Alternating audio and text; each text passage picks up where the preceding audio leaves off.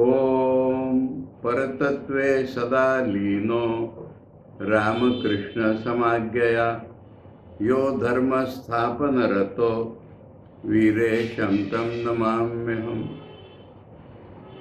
Friends, we are starting the study of a new scripture today, and that is Swami Vivekananda's Raja Yoga. The book which we have in hand, Raja Yoga by Swami Vivekananda, he will tell us that there are two parts in this book. The first part is Swamiji's classes on Raja Yoga, and the second part is Swamiji's explanation and commentary on the Patanjali Yoga Sutras. And as we have already studied Patanjali Yoga Sutras in my class sponsored by the Vivekananda University at Belur Math, I am not going to take it. We are now concerned only with Swami Vivekananda's Raja Yoga. So that is the topic I am declaring. And we have already studied in this series Swami Vivekananda's Karma Yoga, Bhakti Yoga, Practical Vedanta and Jnana Yoga. Practical Vedanta was a part of Jnana Yoga. So out of 4 yogas by Swami Vivekananda, we are left with the last yoga. And about these 4 yogas, Swamiji has told, and we have seen that on the first day when we started Karma Yoga, in Swamiji's last lecture on Karma Yoga, the ideal of Karma Yoga, Swamiji has clearly mentioned, we are studying all these books as Prakarana Granthas of Vedanta, please remember. Prakarana Granthas of Vedanta. Karma Yoga, Bhakti Yoga, Jnana Yoga, Raja Yoga, all. And there Swamiji has mentioned that the beauty of Vedanta religion is that several paths it tells us to reach the same goal. To reach the same goal, several paths, almost infinite paths it declares. And Swamiji there clearly says, I have generalized them into 4. Remember, I have generalized them into 4.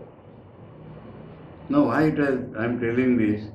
Because of Swamiji's generalization, our mind is filled with this idea that yogas are 4. For example, Bhagavad Gita, 18 chapters have called yogas. Arjuna Vishada Yoga, Sankhya Yoga, Karma Yoga, Jnana Karma Sannyas Yoga, Karma Sannyas Yoga, Atma Sanyama Yoga or Dhyan Yoga, 2 names of that 6th chapter. Jnana Vijnana Yoga, Taraka Brahma Yoga are yogas. And this, let us concentrate a little on the Gita.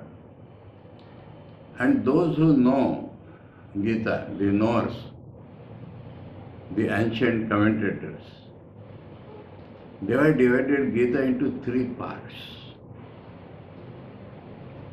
First 6 chapters are dealing with Karma Yoga. Those 6 chapters is Atma Sanyama Yoga or Dhyan Yoga. It is not given a separate place. And in many books on Vedanta, or say Bhagavad Puran, only 3 paths are mentioned. Jnana, Karma and Bhakti.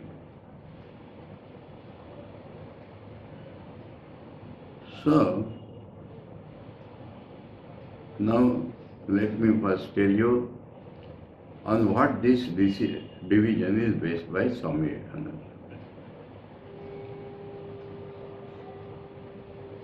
We have a faculty of experiencing our inner reality. We have a power which is latent today. We do not experience reality by our mind. But today all our experience is by the mind. And we are stuck up with this mind. And what is this mind? If you see the Aitareya Upanishad or Bridhandak Upanishad, Aitareya gives 10 functions of the mind.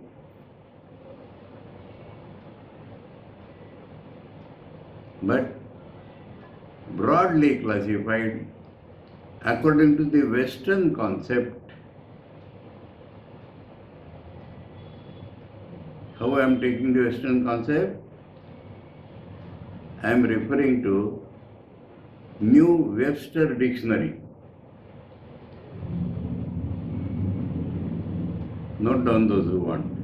You have not got notings.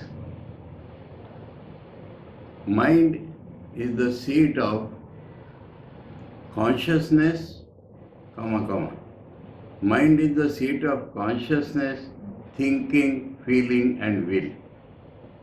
That is New Webster Dictionary. Now the meaning we will do according to our one. All these four are not equals. Mind is the seat of consciousness means we know, add Vedantic knowledge into it. Consciousness is only one without a second, that is God or Brahman.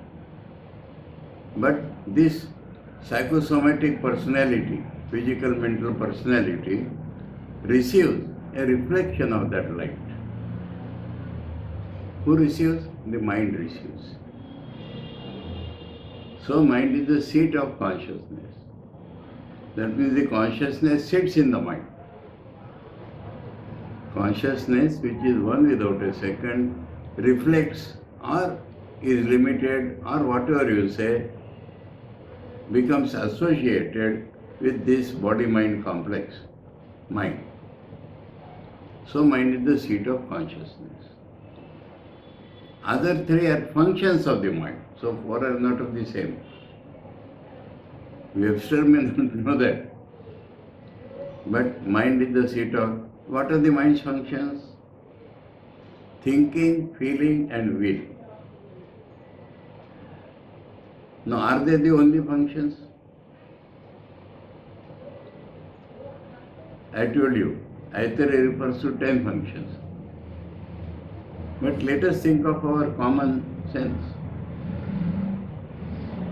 Imagination. Is it not a function of the mind?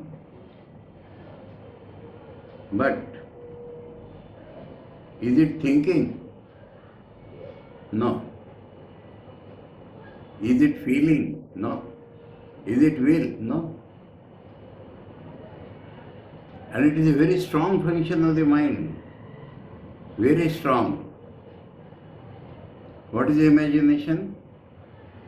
Where our thinking, feeling, will do not reach, we pull the mind, we extend the mind to feel that. That is called imagination. And all discoveries of modern science are not based upon thinking. All are based upon imagination. They are filtered by thinking and presented to us. Newton discovered law of gravitation. What reasoning led him to that? Tell me.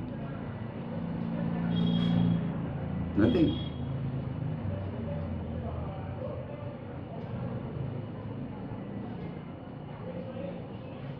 Now imagination is of two types.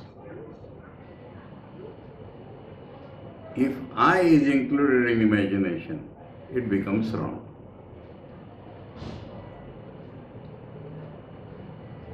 Swami Vivekananda has said about himself, wherever my I entered the calculation, it went wrong, he has said.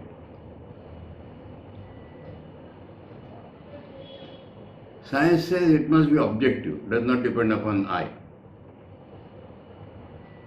You are able to catch this point? No other type of imagination I will show you. Swamiji is traveling to,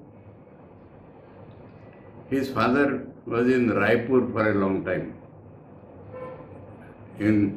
because of some legal case. There was no train. From Calcutta, up to what point there was a train? And from there, Swamiji had to travel by bullock cart. And while traveling, Swamiji saw two mountain peaks almost touching each other. And there he saw a huge beehive. Huge. Then Swamiji started looking into it. From where has it started? Origin.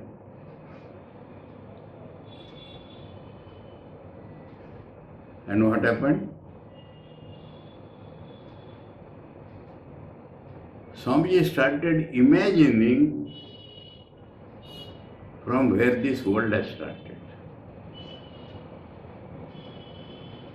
There is no I in that. And Swamiji fell into samadhi by thinking of God. Thinking means imagining. Because there is no data. Neither he could trace the origin of the beehive.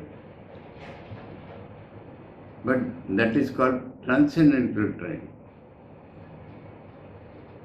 Is it not purely faculty of imagination?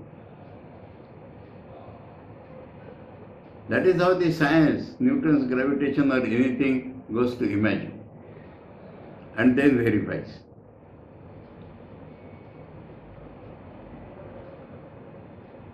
So now we, in our spiritual life, are given, you think of your Ishta in your heart. Can you think? Is it a rational faculty? You have to imagine. But this is not baseless imagine. You understand? Shankara has explained this.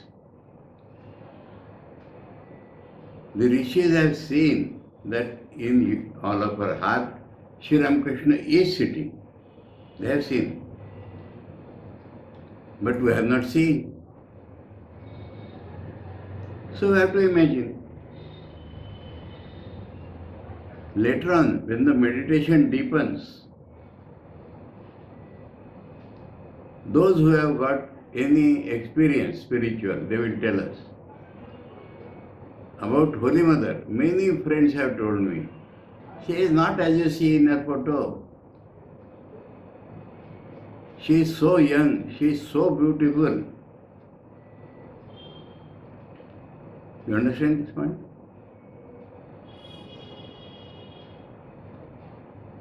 But it started with our imagination based upon Holy Mother's photo that she is in our heart. So imagination is a very strong faculty, not mentioned in these three. There is another faculty, self-observation. Swamiji has mentioned it clearly here. We are doing something. Side by side, two things are happening.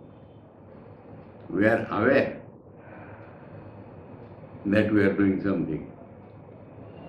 And a portion of the mind as if watches that we are doing something. So the mind has a faculty of observing itself. And then when it becomes developed, mind has the faculty to control itself. That is also done by the mind. But even then, for our day-to-day life or practical life, let us take these three as given by the Westerners or Webster Dictionary: thinking, feeling and will. You know how much they talk about it? No. They say take your thumb. You see three parts? They say this is thinking, this is feeling, this is will.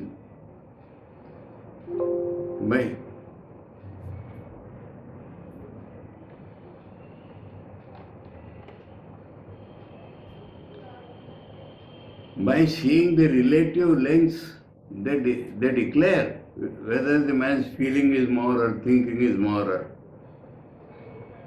you understand this? So for practical purposes, let us think of these three faculties. Okay? Now what happens? Our thinking, feeling, will all have gone wrong because our consciousness is wrong. Because our consciousness is wrong, what we call Maya or Agyan, our thinking is subject-object thinking. Feeling, I love so and so, hate so and so, this is our feeling. Will, what we like, what the mind comes, then I shall do this.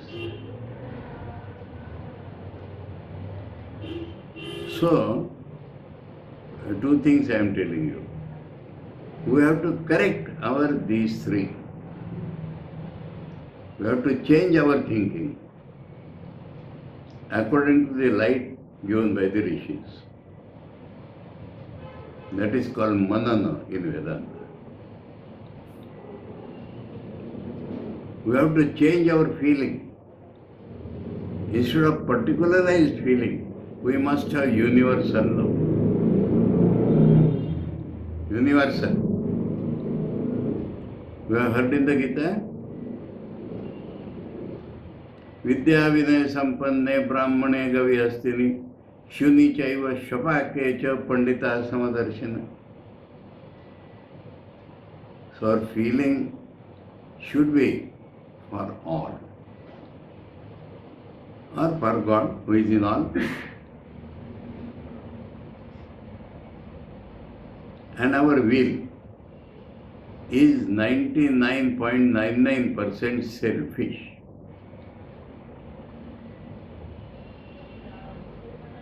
We have to make it unselfish.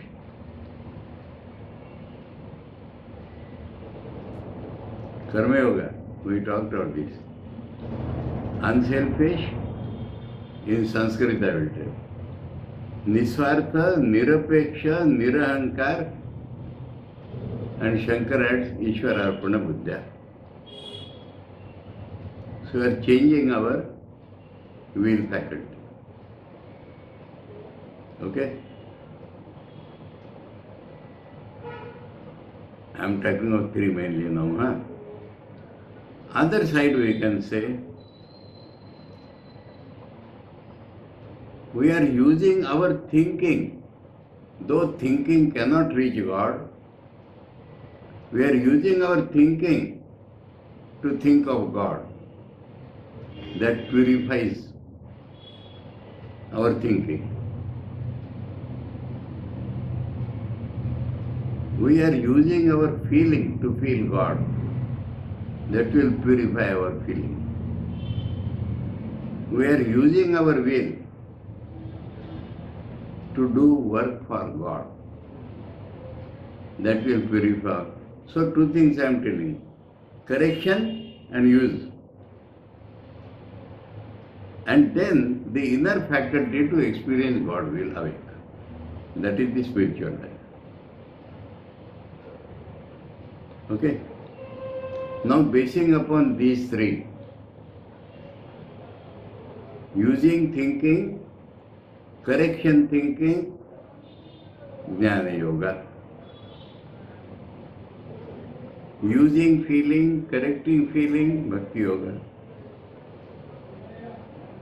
Using will, correcting will, Karma Yoga. Okay? And that is why many scriptures give only these three. But will is of two types. Either say we have another faculty of self-control. Okay? And the Western people, we go according to them, will is of two types. Positive will and negative will. You understand this? If I shall do is the expression of will, positive will. I shall not do also is an expression of the will. Understood this point? So will is positive or negative. And this negative function of the will can be used destructively. Chakka banda, Calcutta banda, Bengal banda, India banda.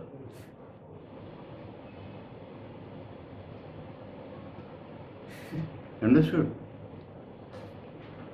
Those who think, I am not saying if and but I am telling. Those who think that Mahatma Gandhi's passive resistance gave us freedom. Was it passive? Resistance. Britishers have made certain rules. I shall not obey them. Indians cannot make sword. We shall make sword. So, function of the negative will, resistance. Now, if used properly, this will give us realization of God. That is Raja Yoga. Understand? Though three main functions of the mind, but we know there is a faculty of self-control.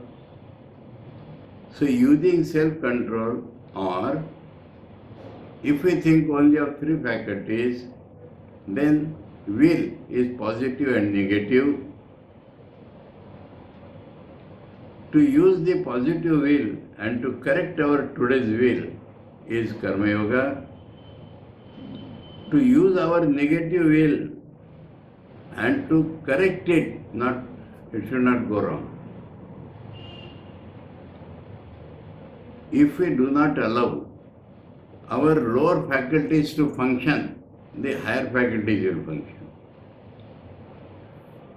Understood? So, from this comes the yoga, Raja Yoga. Because of these three functions of the mind, for thinking, feeling, positive will, negative will, or thinking, feeling, will and self-control, from this Swamiji generalized yogas into four. Clear? Though in most of the scriptures this yoga is not mentioned.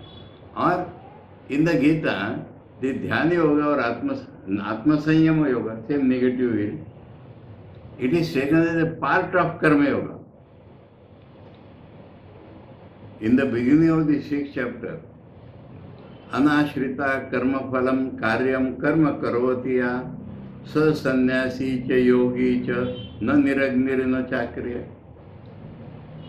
Shankara has explained that there is one sadhana. The inside of the sadhana is dhyan, outside of the same sadhana is karma. Shankara's commentary. So that is taken as a part of Karma Yoga. Let me elaborate this a little more. Suppose we do not exert self-control, can we do Karma Yoga? Example if I give, you are going to study botany and you feel attracted by the mango and you started eating, how can you study? So, Swamiji has told there itself another important point. None of the yogas are independent. We have not seen a man who has no thinking. Predominantly he may be an active person, but no thinking, no feeling. Only when we understand by buddhi, rationality, we have to classify. In practical life, all yogas go together only. Okay? So we have found this Raja Yoga.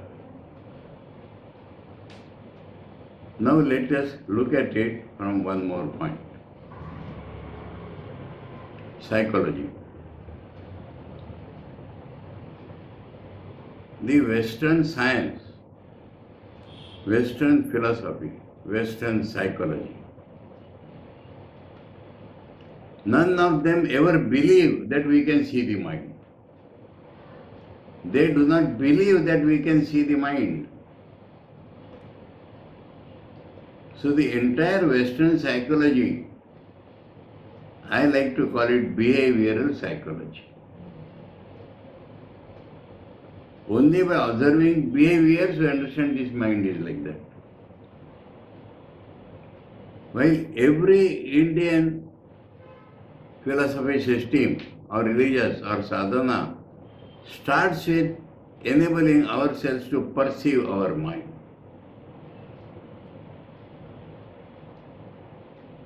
You know the examples? Take the famous example, Thakur is telling, you are all sitting around me. What I see? Like a glass case, I can see whatever is inside your mind. Continuously, he says, I do not talk about it, you may feel bad. Now, to understand from the westernized mind, Swamiji has given an example. You have heard the name Sir Humphrey Davy, who detected that lamp to be used in mines. He was showing an experiment on laughing gas. And some leak has happened and he smelt a lot of laughing gas. He said, I did not see people sitting before me. I saw ideas, a group of ideas, a group of ideas, a group of ideas. And Patanjali has mentioned this. Mantra, tapa, 4-5 ways of getting these spiritual powers. So he was perceiving the mind. But they will take it as aberration.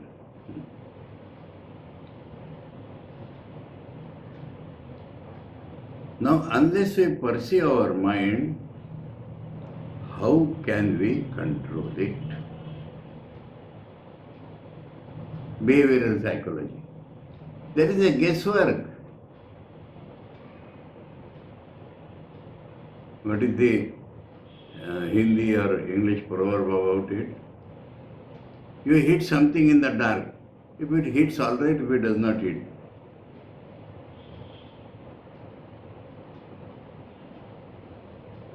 So understand the importance of Rajoga. Rajoga first gives us the means of observing subtler things. Not abnormal, not extraordinary, but the normal perception is by our 5 senses. But by concentrating, by turning the mind inside, we are taught to perceive the mind. We are taught to perceive the functions of the mind and then control it. And our aim is not only to control the mind, in this way to go beyond the mind. and find the reality. This is Raj Yoga. Okay? Now let us turn our attention to what Swamiji is telling. Swamiji calls it the method of psychic control. Psychic means mind. Now, yoga means, yoga is the main word. Raja Yoga is a qualifying word. Karma Yoga, Bhakti Yoga. So what is the meaning of yoga? Not pressing the nose and pranayama and immediately the mind jumps into that. You know, I told you 18 yogas in the Gita. There Shankar has defined what is yoga. In all spiritual life, that is the meaning of the word yoga. You can write down, we are not got it. Yoga tat prapti upaya. Yoga tat prapti upaya. After every chapter of the Bhagavad Gita, what you say? Brahma Vidyayam Yoga Shastra. So Brahma Vidya, change of consciousness. But before that, change of the mind. That is yoga. Yoga means any particular method of following the path of realization. Method. About this method, shall I tell you? I think I have told sometime. I will tell my own physical experience. We have our kutia in Rishikesh. Now some buildings have come, otherwise in front of the kutia is the Ganges. Beyond that side of the Ganges there is a small hill. You climb the hill, come down, next hill. On the top, near the top of the next hill there is Nilkanta Mahadev. Now the usual way by foot,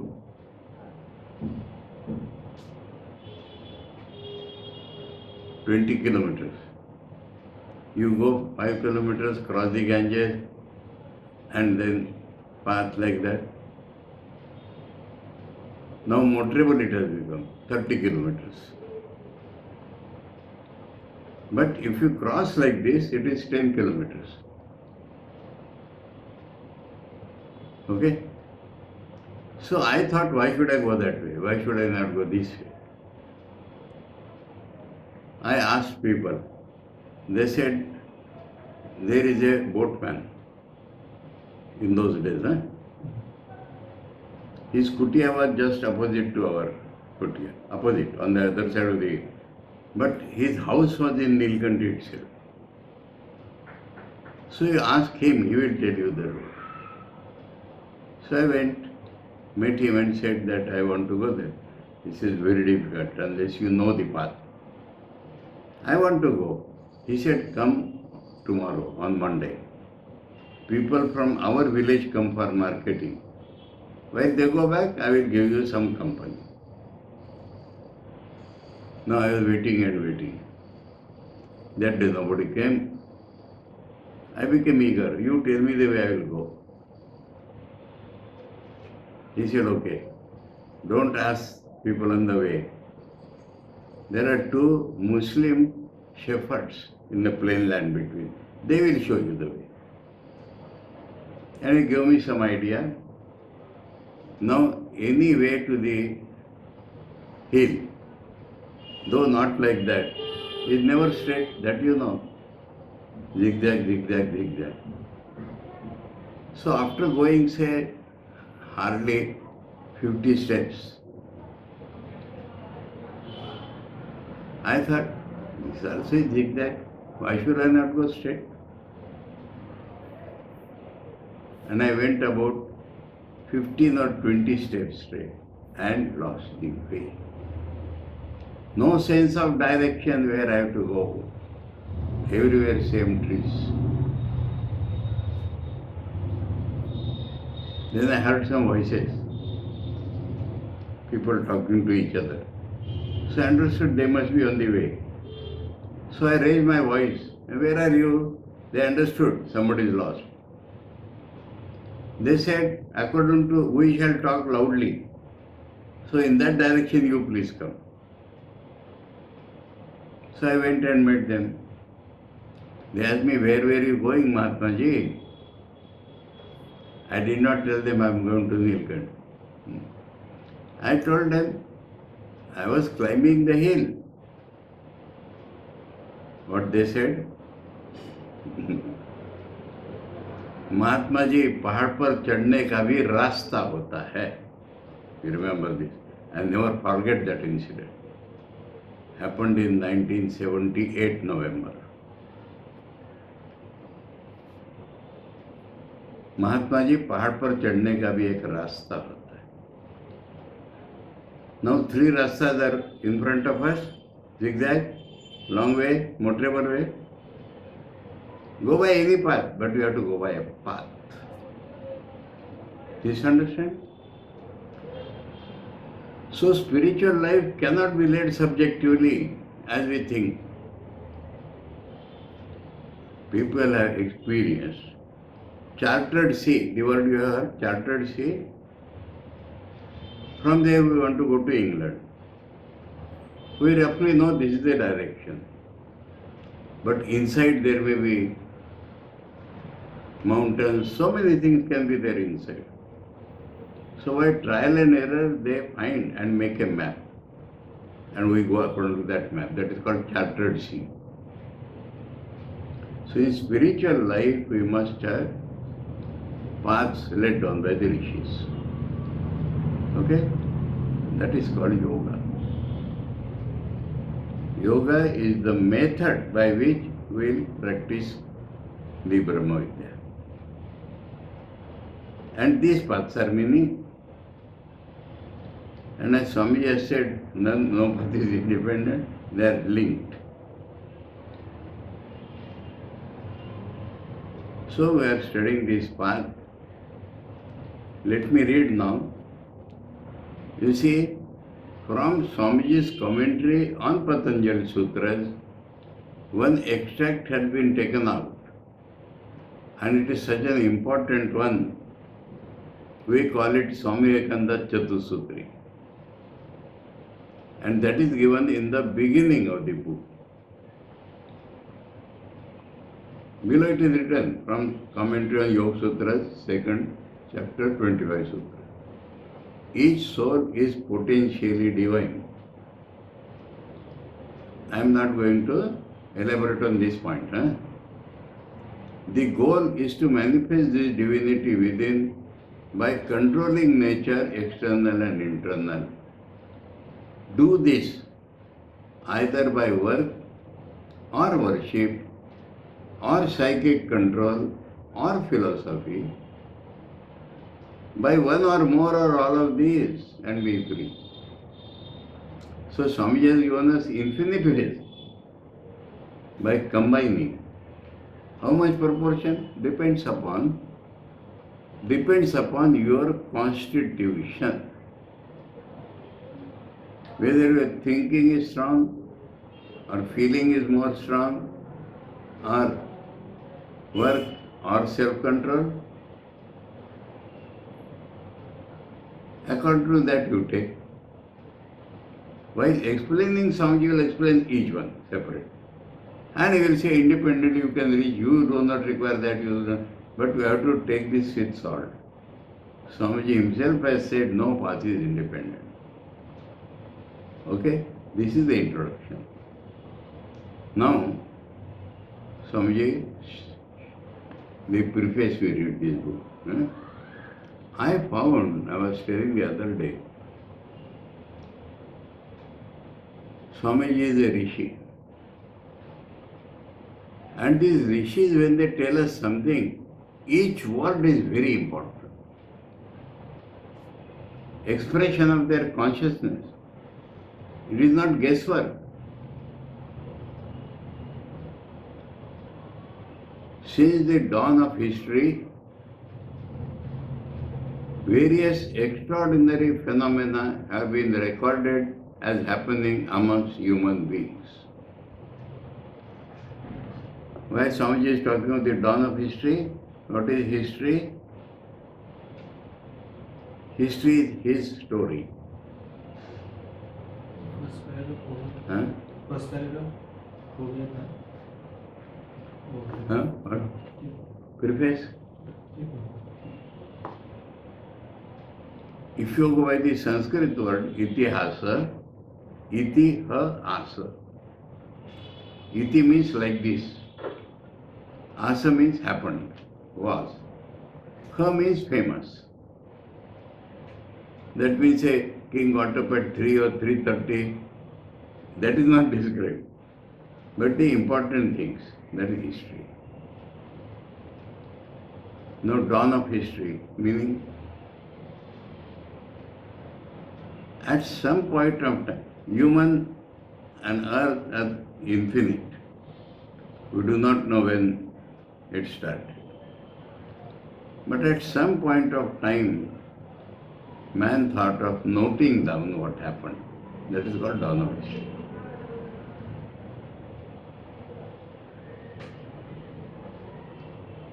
That means from the available records. It must have happened even before, but we do not know that. So right from the beginning of time almost, various there are so many types of experiences.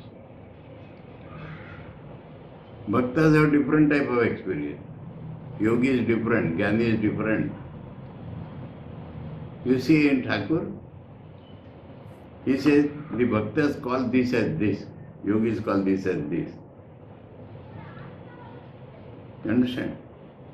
So the mind being infinitely various phenomena that are there have been recorded as extraordinary phenomena. What is extraordinary? Ordinary means available to our five senses. Not available to our five senses become extraordinary. But they are happenings. Don't call them mental, subjective. They are happenings. Have been recorded as happening amongst human beings. That means it is experienced by man. Witnesses, so starting from there, witnesses are not wanting in modern times to attest to the fact of such events even in societies living under the full blaze of modern science. What is science and what is modern science? One funny thing, do you know? This term modern science was in Swamiji's time. Now you know. Postmodern science we call it, today's science. Modern science has become old now.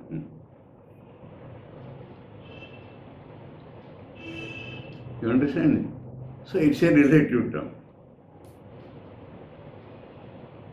Not is science.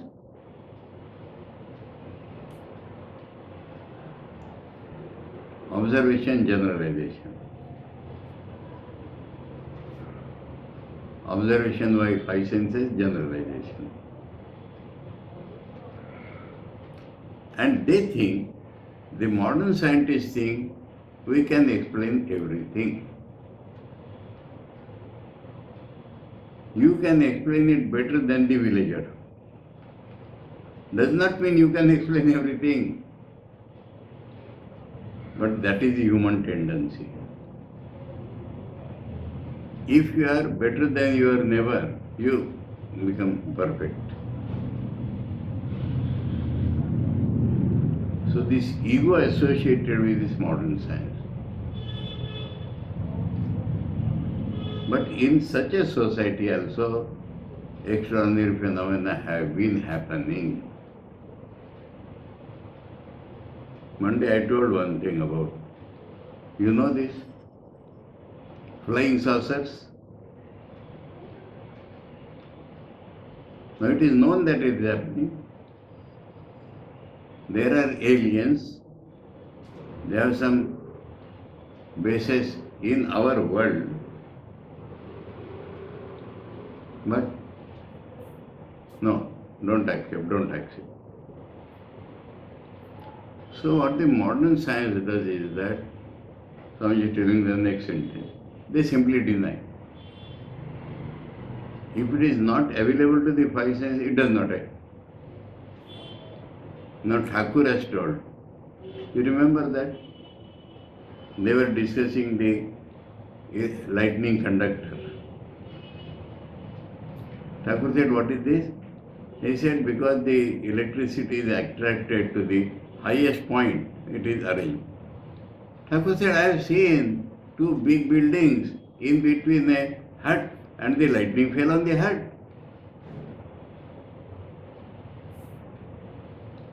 They said, no, it must have been like that. Are you are talking like that? And suppose 1,000 times it happens according to you, even if one time it happens according to this,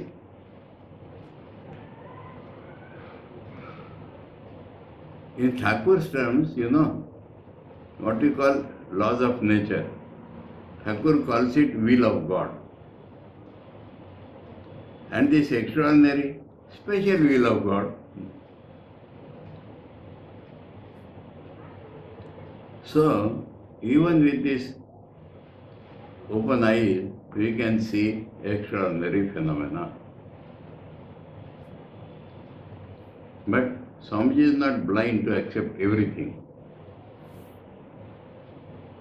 The vast mass of such evidence is unreliable straight away. Why? As coming from ignorant, superstitious or fraudulent persons. Ignorant, I do not know modern science. So I say it is like this. Some ghost came and did like this. Superstitious, this is a mind which likes to imagine something being. Ignorant, I do not know. Superstitious, I might have known, but my tendency is to catch something. Now, in this category, many bhaktas would come. They will be angry on me if I tell this. Thakur did this, Mother did this. Swamiji will tell, inside you everything is being happening. Okay, if we understand by Thakur and Mother something inside us, then it is all right. But what Swamiji is telling, the Christians especially, beyond clouds. You know, according to Christianity, where God sits? Beyond 9 clouds. How Vedanta will explain it? 9 layers in our heart, beyond. That is beyond, not there. Now we Hindus, every time the talk of God comes, we don't wish for like that.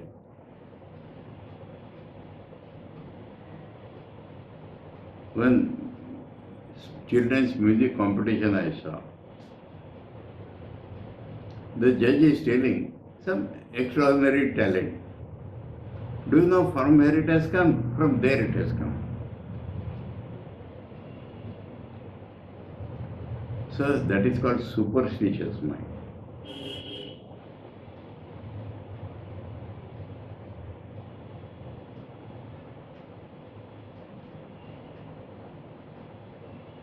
Then fraudulent person. They know right away what they are telling is wrong, but they are cheating people. They use our susceptibility. So if the thing comes from them, it is unreliable. But Swamiji is analytical mind. So he says, but in many instances, the so-called miracles are imitations. means some miracles happen. I told the example. Swami Vivekananda was in South India, Tamil Nadu. His friends told that there is a man who works miracles. Swamiji went with a group of friends. They removed all his clothing and gave him their own blanket to cover so that he cannot hide things. And whatever you asked for, he was producing. Sweets, this, that, eatables, apples. And in the end, he brought out roses with dewdrops on them. He asked them, whatever language, slip of paper you write, whatever you want to write, keep it in your own pocket. And he told, you have written this, you have written this, you have written that. There is a book, Powers of the Mind, Swami Vivekananda. So miracles are there. We call it miracles because we do not understand them. Extraordinary miracles. Then people imitate. Now that example I must heard. Satya Sai Baba used to do like this and give you vibhuti, give you this, give you that. And there is huge store in his house. Sleight of the hand. So imitation of miracle, but what do they imitate? It is not the sign of a candid and scientific mind to throw overboard anything without proper investigation. Means it may be unreliable, but you investigate, find out. It may be imitation, but what it is imitating, you find out. So candid means to speak out what is in your mind. That is called candid. I know, but I will hide them. That is not candid. Or scientific mind. I have not yet defined science. Explanation from within and reference to more and more general. That is science. So if you have a mind like that, then you will not deny things. If you start with denial that does not happen, then what we can do? It is not the sign of a candid and scientific mind to throw overboard anything without proper investigation. Then Swamiji has used the word surface scientist. You do not know science really, a graduate of science. Newton said, all the top scientists know this. Newton said that I have gathered some pebbles on the shore of the sea. I do not know what is in the sea. But if we study B.Sc, know little science, we think we know everything. And I remember when I was talking about immaculate conception of the avatars, one of my hearers, science has proved that without sex there cannot be reproduction. What is the proof of the science? You could not make it, does it mean everything? So to deny, then you cannot find anything. They are therefore more culpable than those, so culpable means criminals, than those who think that their prayer, the other side, superstition, that their prayers are answered by being or beings above the clouds, or than those who believe that their petitions will make such beings change the course of the universe. You understand this point? God is self-willed. You pray, He will do what is right for you. He is not swayed by you. But we believe. that he will change the course of. One example I give, na, that a person catching fish on the seashore, and due to stormy weather, fish are not gathering there. A Mahatma was sitting. He said, please make the wind stop. He made the wind stop, and one ship sank, which was completely floating on the wind. So either they cannot do it, or if they do it, it may be a calamity. The latter have the excuse of ignorance because they do not know, or at least of a defective system of education, which has taught them dependence upon such beings, a dependence which has become a part of their degenerate nature. The former have no such excuse, the scientists. They think they know everything. Why Swamiji is telling all this? He will show that extraordinary phenomena can be studied, have been analyzed, and the science is Rajoga. Okay? Om Paratatve Sadalino Ramakrishna Samagyaya Yo Dharma Sthapana Rato Viresham Tam Namamyaham. Om Shanti Shanti Shanti Harihi Om Tat Sat Shri Ramakrishna Arpanamastu.